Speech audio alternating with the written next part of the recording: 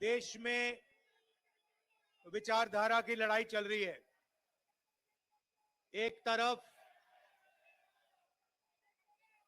वो लोग खड़े हैं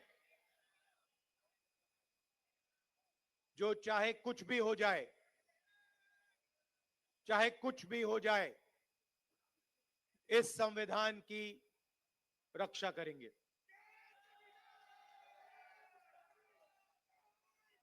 संविधान में साफ लिखा है, पहले पेज पे लिखा है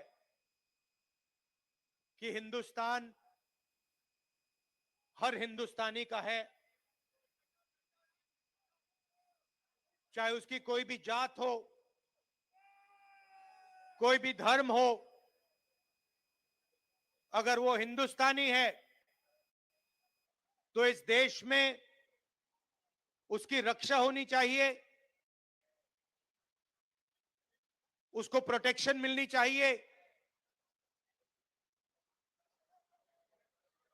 कॉन्स्टिट्यूशन कहता है। और आजकल बीजेपी के लोग,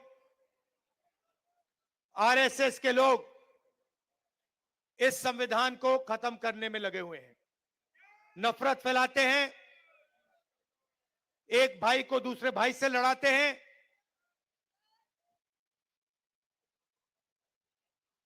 डराते हैं। कन्याकुमारी से लेकर कश्मीर तक 4000 किलोमीटर हम इस संविधान को बचाने के लिए चले थे।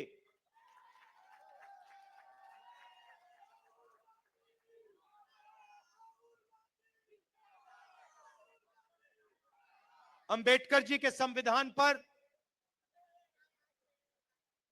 रोज नरेंद्र मोदी, बीजेपी और आरएसएस के लोग आक्रमण करते हैं।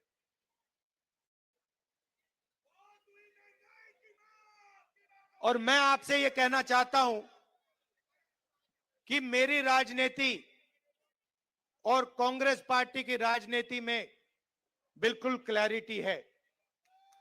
हमारे लिए इस देश के सब लोग एक समान हैं। इस देश में मोहब्बत नफरत को काटेगी, हराएगी। मोहब्बत हिंसा को काटेगी और हराएगी। और आप मेरी पूरी लाइफ की राजनीति देख लेना, मैं आज की बात नहीं कर रहा हूं। जब तक मैं जिंदा हूं, आप लिख के ले लो, अगर किसी भी हिंदुस्तानी पर आक्रमण होगा, चाहे वो कोई भी हो, किसी भी धर्म का हो,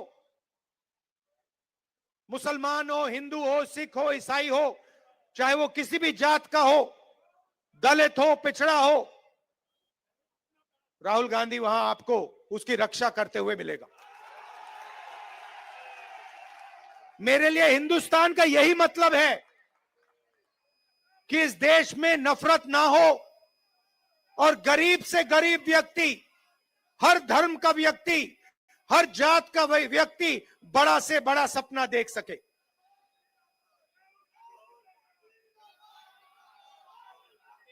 ऐसा हिंदुस्तान मैं नहीं चाहता हूं और हम नहीं चाहते हैं जहां अरबपति जो भी करना चाहे कर ले, अदानी अंबानी जैसे लोग पूरे देश को खरीद लें, सारे के सारे बिजनेस कंट्रोल कर लें, सारे एयरपोर्ट्स ले जाएं, सारे पोर्ट्स ले जाएं, सड़कें उनकी, जमीन उनकी, पावर प्लांट उनके, और गरीब जनता देखती रह जाए, भूखी मर जाए।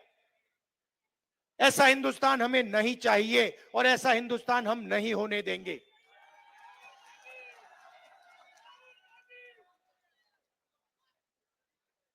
मैं जहां भी जाता हूं, अपनी मीटिंग्स में 2-3 चीजें कहता हूं और ये आपको अच्छी तरह समझना होगा। इस देश में गरीब लोगों की भागीदारी नहीं है। अभी आपने कहा, महंगाई की बात की और आपने कहा कि महंगाई बढ़ती जा रही। मैं आपसे पूछना चाहता हूं, महंगाई बढ़ रही है, कम हो रही है? महंगाई के बारे में नरेंद्र मोदी जी ने और केजरीवाल जी ने क्या कहा था? कहा था कि महंगाई कम करेंगे। हुई महंगाई कम? बढ़ती जा रही है। और गरीब लोग गरीब होते जा रहे हैं और अमीर लोग अमीर होते जा रहे हैं। 100 लोग हैं, 150 लोग हैं अरबपति जो हिंदुस्तान को कंट्रोल करते हैं। देश का पूरा फायदा उनको मिलता है। अदानी, अंबानी, नरेंद्र मोदी जी की मार्केटिंग करते हैं। आपने कभी नरेंद्र मोदी जी को इनके बारे में कुछ बोलते हुए सुना है? केजरीवाल जी ने अदानी जी के बारे में कुछ बोला है? कभी बोला है? एक शब्द नहीं बोलते हैं, एक शब्द नहीं बोलते हैं। और मैं साफ बोलता हूं कि हम अरबपतियों का देश नहीं चाहते हैं। मैं जाति जनगणना की बात करता हूं और मैंने उदाहरण दिया, इस देश में कम से कम 50% पिछड़े वर्ग के लोग हैं। 50% पिछड़े वर्ग के लोग हैं। 15% दलित हैं। 8% आदिवासी हैं। 15% माइनॉरिटी हैं। आप सरकार की कोई भी संस्था देखो, बड़े से बड़े बिजनेस देखो, जुडिशरी देखो, आपको पिछड़े वर्ग के लोग, दलित, आदिवासी, माइनॉरिटी के लोग नहीं मिलेंगे। मैंने उदाहरण दिया था, हिंदुस्तान की सरकार को 90 आईएएस अफसर चलाते हैं। पूरा का पूरा बजट ये बांटते हैं। सड़कों में कितना पैसा जाएगा, एग्रीकल्चर में कितना पैसा जाएगा, डिफेंस में कितना जाएगा, बिजली में कितना पैसा जाएगा,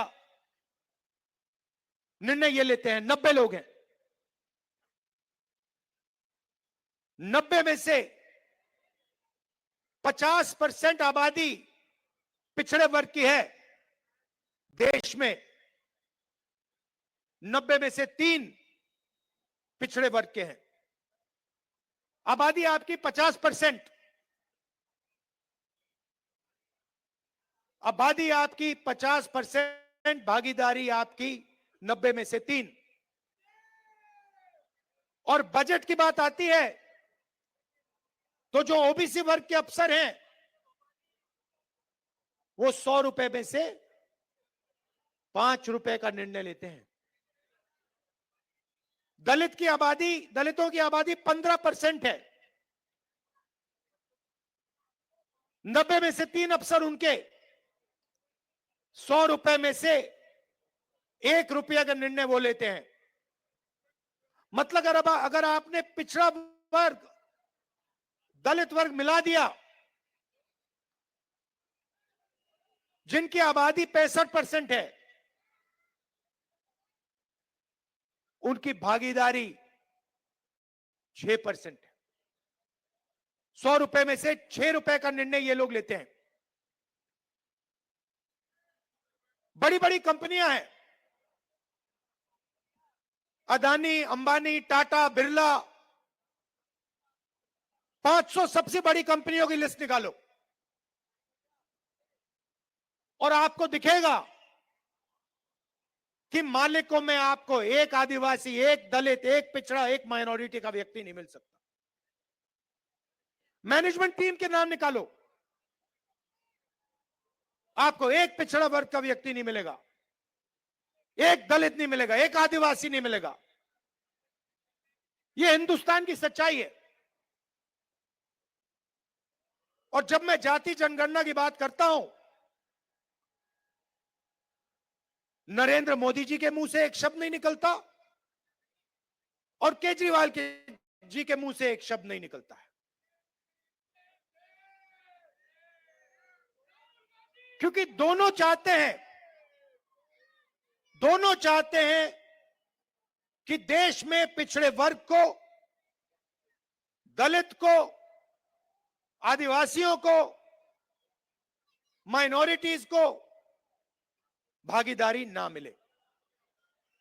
आप पूछिए, कभी केजरीवाल जी से पूछिए कि वो जाति जनगणना के साथ हैं या नहीं। मोदी जी से पूछिए जाति जनगणना के साथ हो या नहीं। मैंने पार्लियामेंट में उनके सामने बोला,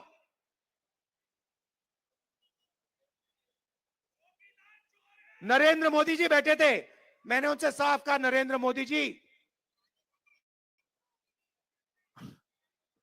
आप करो ना करो, बच्चा भी जानता है, मीडिया वाले नहीं जानते, 6 साल का बच्चा जानता है। मैंने उनसे कहा कि आप करो ना करो मैं नहीं जानता, मगर जिस दिन कांग्रेस पार्टी की सरकार आएगी, रिजर्वेशन को 50% से ज्यादा कर देंगे और जाति जनगणना लोकसभा में, राज्यसभा में हम पास करके दिखाएंगे। हम भागीदारी चाहते हैं, हम समानता चाहते हैं, हम चाहते हैं कि गरीब से गरीब व्यक्ति, चाहे वो दलित हो, पिछड़े वर्ग का हो, हिंदू हो, मुसलमान हो, सिख हो, ईसाई हो, कि सब लोग बड़ा सा बड़ा सपना देख सके। मैं वो दिन देखना चाहता हूं जब 500 सबसे बड़ी कंपनियों में पिछड़े वर्ग के लोग मालिक बने, दलित मालिक बने, माइनॉरिटीज के लोग मालिक बने, आदिवासी मालिक बने। मैं वो दिन देखना चाहता हूं जब इस देश में सचमुच में पिछड़े वर्गों को भागीदारी मिले, माइनॉरिटीज को भागीदारी मिले, दलितों को भागीदारी मिले। और सच्चाई यह है कि लंबे लंबे भाषण होंगे, केजरीवाल जी भी करेंगे, नरेंद्र मोदी जी भी करेंगे, मगर जब भागीदारी देने की बात आएगी तो सिर्फ कांग्रेस पार्टी भागीदारी दे सकती है। चाहे मनरेगा हो, भोजन का अधिकार हो, जमीन अधिकरण बिल हो, किसान का कर्जा माफ हो, स्कॉलरशिप्स, धान काम कांग्रेस आपके साथ मिलकर आपके लिए किया है। आप पूछिए, जाके केजरीवाल जी से पूछिए और उनसे कहिए कि वो पब्लिकली कहें, देश के सामने कहें कि वो रिजर्वेशन बढ़ाना चाहते हैं और वो जाति जनगणना करवाना चाहते हैं। हमारी सरकार आएगी दिल्ली में, एकदम हम जाति जनगणना करके दिखाएंगे और सबको पता लग जाएगा, दलितों को पता लग जाएगा कि आपकी दिल्ली में, दिल्ली की सरकार में, दिल्ली की संस्थाओं में, दिल्ली के गवर्नमेंट में कितनी भागीदारी है। आपको पता लग जाएगा, पिछड़ों को पता लग जाएगा कि आपकी कितनी भागीदारी है। आज जहां भी आप जाते हो, सरकार की संस्थाओं में आप जाओ, अस्पतालों में जाओ, प्राइवेट अस्पतालों में जाओ, प्राइवेट कॉलेजेस में जाओ, आपको पिछड़े वर्ग के लोग नहीं मिलेंगे, आपको दलित नहीं मिलेंगे। यह सच्चाई है हिंदुस्तान की। और जाति जनगणना एक क्रांतिकारी काम होगा। मैं आपको कह रहा हूं, दिल्ली की सरकार आएगी तो यहां करेंगे और नेशनल लेवल पे लोकसभा में मैंने वायदा किया, हम उसको पूरा करके दिखाएंगे।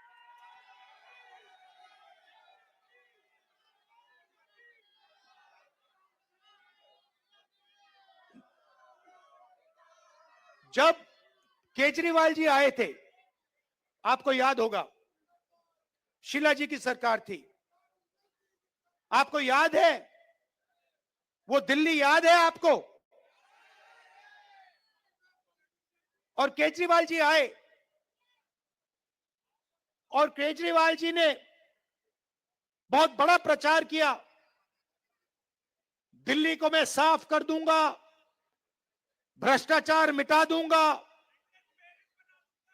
पेरिस बना दूंगा। अब देखिए हुआ क्या। आप देखिए बाहर चला नहीं जा सकता है, ऐसा पोल्यूशन है, बाहर चला नहीं जा सकता है, आधे लोग बीमार रहते हैं, कैंसर बढ़ रहा है, पोल्यूशन बढ़ता जा रहा है, महंगाई बढ़ती जा रही है। और उन्होंने कहा था कि भ्रष्टाचार को अरविंद केजरीवाल जी मिटाएंगे। अब आप बताइए, दिल्ली में अरविंद केजरीवाल जी ने भ्रष्टाचार मिटाया क्या? मिट गया।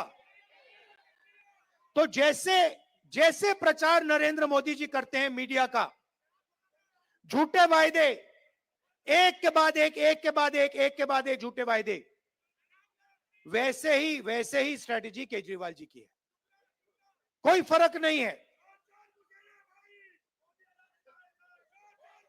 ये सच्चाई। और आप जानते हो, जो मैंने शुरुआत में कहा, अगर किसी भी हिंदुस्तानी पर, चाहे वो कोई भी धर्म का हो, कोई भी जात का हो, अगर कोई भी उसके खिलाफ हिंसा करेगा तो राहुल गांधी और कांग्रेस पार्टी वहां आपको मिलेगी। ये हम में और उनमें फर्क है। देखिए, ये उनमें और हम में फर्क है। जब हमारी जरूरत पड़ेगी, जब आपके खिलाफ हिंसा होगी, हम वहां आपको दिखाई देंगे, आपके साथ खड़े होंगे। और ये मैं ऐसे नहीं बोल रहा हूं, ये हमारा रिकॉर्ड है। हमने कहा था कि बीजेपी की विचारधारा के खिलाफ हम लड़ेंगे और 4000 किलोमीटर कन्याकुमारी से ले चले हैं। और हमने नारा दिया, देश की जनता ने नारा दिया, नफरत के बाजार में मोहब्बत की दुकान खोलनी है।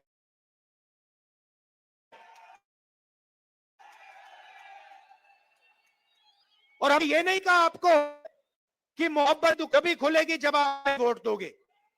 हमने आपसे कहा, चाहे कुछ भी होगा, ये विचार की लड़ाई है, आज है, पहले थे और पूरी जिंदगी रहेंगे। और 4000 किलोमीटर हम चले और देश का माहौल हमने बदल दिया। एक नए तरीके की राजनीति हम लाए। और एक तरफ हिंसा और नफरत और दूसरी तरफ मोहब्बत की दुकान, ये सच्चाई है। तो मैं आपको आश्वासन देने आया हूं 2-3 चीजों की।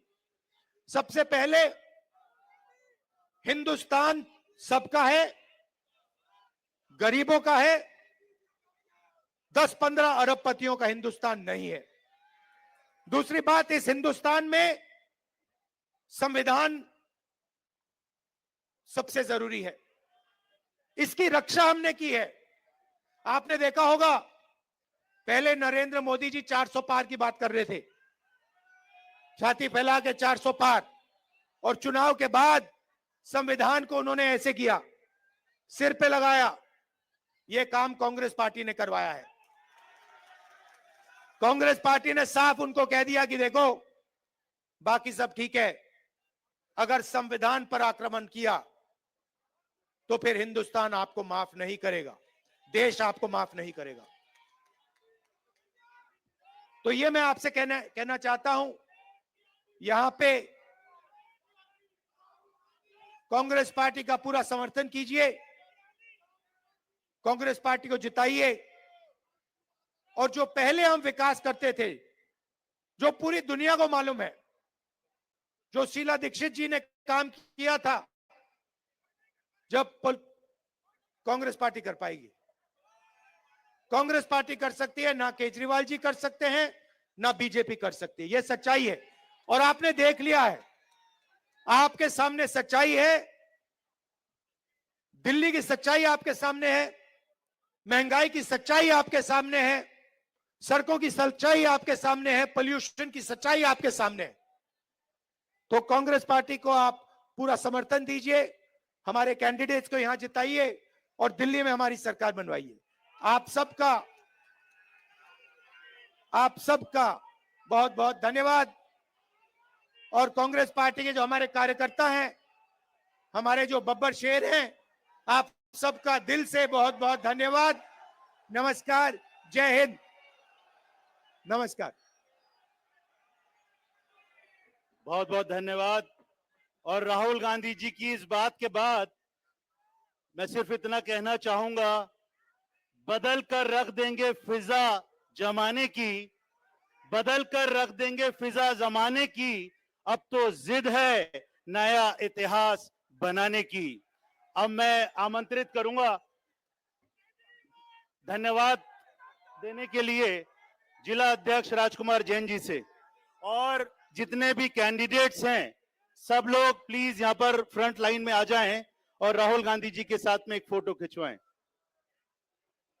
आदरणीय राहुल गांधी जी, यह मेरे लिए गर्व की बात है कि मैं इस महान नेता का स्वागत कर रहा हूं, जिनके विचार और कर्म इस देश की नया दिशा तय करते हैं। सभी आए हुए मेहमानों का, सभी नौजवानों का मैं इस मंच से सबका स्वागत करता हूं और मैं आमंत्रित करता हूं सभी हमारे प्रत्याशियों सब आगे आ जाएं, सभी कैंडिडेट्स आगे आ जाएं, जितने भी हमारे दिल्ली से प्रत्याशी हैं सभी आगे आ जाएं।